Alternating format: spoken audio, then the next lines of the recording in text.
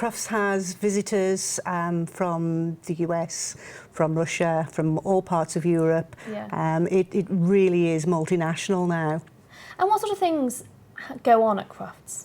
Well, obviously there's the judging of the pedigree breeds, but it's so much more than that.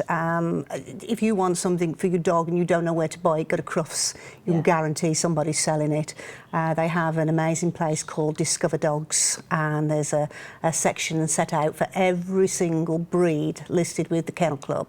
I bet that's long. It's a huge list, yes, and and the individual breeds take great pride in making their stands, you know, attractive and showing the best dogs for the public to come and see. And then obviously there's the agility competitions and the handling, and it really is a major event.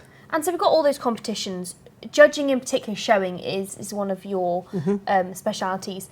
What sort of classes are there at Crufts in terms of showing? Okay, well, you have various classes depending on the age of the dog, what the dog has won.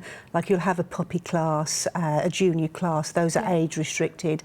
And then you have classes like a postgraduate class. Well, that will depend on how many wins you've got as to whether or not you can go in that class.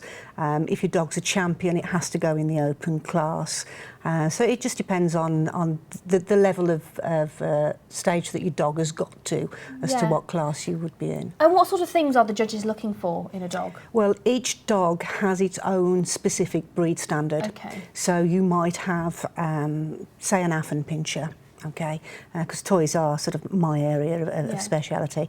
An Affenpinscher has a more upright shoulder than you would expect to find in an English Toy Terrier, because an Affenpinscher, its gait looks more restricted than that of an English Toy Terrier, who you want a nice long extended gait for. So it just depends on the dog as to what they're looking for. And these dogs coming across the world, I mean, can you put a price on any of these dogs? I mean, it's probably just crazy prices we're talking, aren't we? We are talking crazy prices for some of them, no two ways about it. Some of them I would say are worth it. Some of them I would say weren't.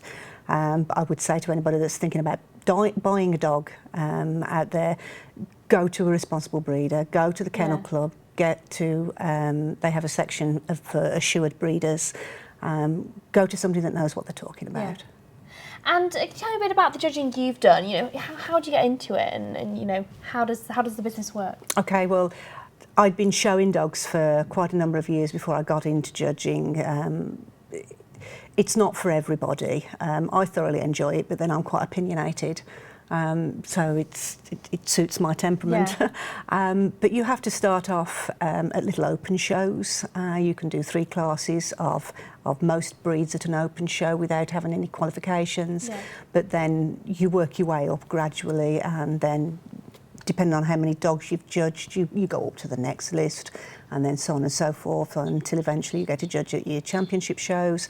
And then eventually one day we all hope to judge at Crufts. Yeah, is that the ultimate? That is the pinnacle, absolutely, yes. Yeah. And you show dogs as well, don't you? I do, yes. My mother got me into it. My mother has Shih Tzus, and she's done quite well with those. I actually wanted something that was a little lazier, so I went for a short-coated breed, and I went into English Toy Terriers, and I've had a couple of champions in those. Actually got Best Dog at Crufts some years ago. Fantastic. And then in 2011 I got Best of Breed with my English Toy Terrier girl. Brilliant. And I was in the group, and that was fantastic. I mean, for something like Crufts, what's the preparation like for that? For the long-coated breeds, the time is the presentation.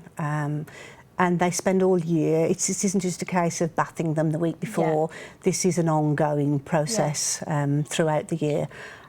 For your dogs that are short-coated, we always say you can't hide anything from a good judge, but with a short-coated breed, you have to be able to see that muscle tone.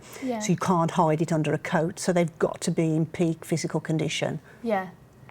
I mean, this year, are you planning to go, or...? I haven't decided yet, to be honest with you. I've had to cut down on the showing a little bit because I write now, and that takes up a lot of my spare time. But I'd like to try and Yeah. get there over the weekend at some point. To check it out. Yeah, one of my closest friends is actually married to the chairman of the Kennel Club. So if Okay. you're watching, Pauline. So Head on down. I'd like to head on down, yeah. I'd recommend that they get in touch with the Kennel Club first and foremost and find out what training clubs are in their local area, then pay them a visit. Yeah. They're great people. They do these things voluntarily. They don't get paid to set the training clubs up, and they work very hard to help newcomers getting into it. Speak to them, find out what's the best breed for you to have. Yeah. And just do your homework properly, really. You know, just look into it. Don't buy a dog simply because you want a show.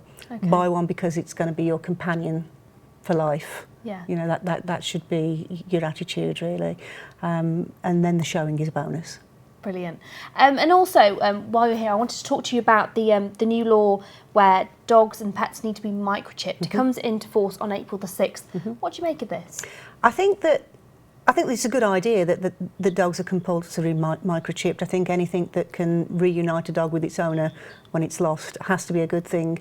I think that it's probably not going to work as successfully as it could until vets across the country get on board with it and start checking the microchips, or checking for a microchip, should I say, each time a new dog is brought into the surgery.